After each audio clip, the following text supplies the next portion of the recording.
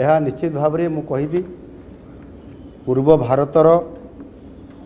सबुठारु बड़ textile conclave यही conclave रे आज पाखापाखि 300 रु अधिक जो माने निवेशकारी जो माने इन्वेस्टर से आसी आज जोग देइथिले भारत वर्षर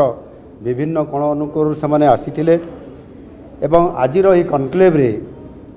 33 MOU स्वाक्षरित होईछि एवं 7,808 कोटी टंकार इन्वेस्टमेंट आज आम ओडिशा को आसीछि। किंतु सबुठारु आ गोटे बड़ गुरुत्वपूर्ण कथा होछि जे इन्वेस्टमेंट ठारू बहु गुण रे अधिक अर्थात पाखापाखि प्राय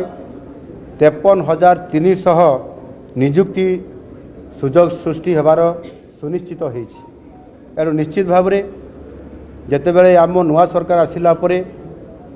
मेक इन ओडिशा कॉन्क्लेव 2025 आम जितेबाला शिल्पायन करने रोड शो कलु एवं कॉन्क्लेव मध्य करलु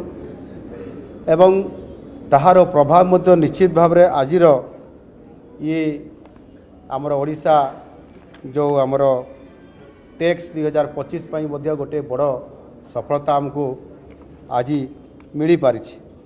आ विशेष करके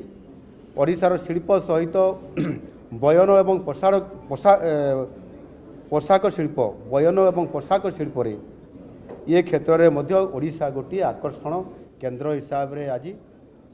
स्वतंत्र भाव में सुजोग ओडिशा पाई जो माने निवेशकारी अच्छा से आकर्षित करी ओडिशा को एक टेक्सटाइल हब प्रतिष्ठा करा जिवो आ सेथिपाई आज मध्य ताहा घोषणा करा जायछि एवं विशेष करिकी इथिरे जो इंडस्ट्री सेक्टर मानकरे जो आमर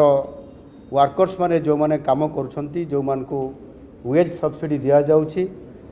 से वेज सब्सिडी रे मासिक एणिकी 1000 टंका तांकर वृद्धि करागला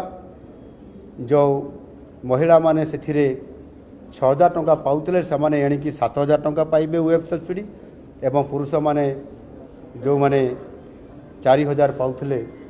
समाने 5,000 टंका पाइबे। यह द्वारा निश्चित भाव में समानकर आर्थिक दृष्टिकोण मध्य सुविधा समाने ये सुजोग पाई पारिबे एवं आगामी 10 वर्ष मध्य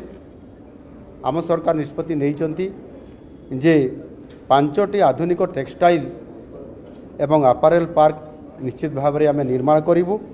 एवं ये क्षेत्र में अधिक प्राधान्य देवा सहित 5 लाख रु अधिक वर्कर्स अधिक जो माने आमर श्रमिक माने काम करछंती समाने एणिकी आउ बाहर को जीवे नहीं जहाँ एठी सबु बेले चर्चा हुए जे ओडिशार अनेक लोक दादन खटिया पाई विभिन्न काम करिवा पाई समाने बाहर को जाउछंती बोली समाने निश्चित भाव में एणिकी जेते बेले आमे एठी बयन शिल्प एवं जो टेक्सटाइल एवं अपारेल उपरे जेते बेले आम गुरुत्व दउछु एठी जेते बेले आमे एआर उपरे गुरुत्व देकरी शिल्प प्रतिष्ठा करिया पाई जाउछु समाने भी आज जो माने आसीतिले तांको अति उत्साह सह समाने कहिले जे आमर जो इंडस्ट्री अछि कोयम्बाटूर रे तमिलनाडु रे एवं आउ किछि लोक कहले साउथ रो विभिन्न जगार समाने कहले आपंगर गुजरात रे समाने से अंचल रे मध्य ओडिशार अनेक कारीगर माने एवं वर्कर्स माने सेठी काम करूछंती।